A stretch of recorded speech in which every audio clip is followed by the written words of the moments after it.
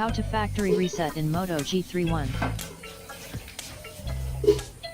Let's see how to factory reset. First, go to the settings.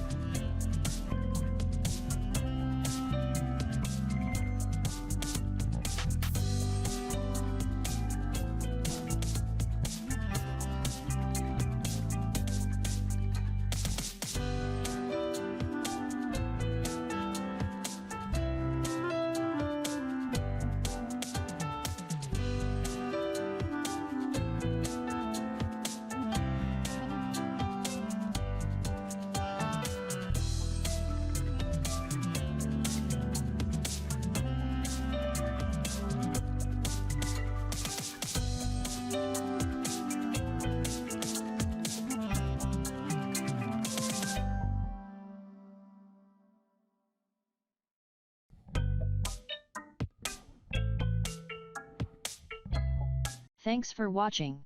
Please subscribe to my channel.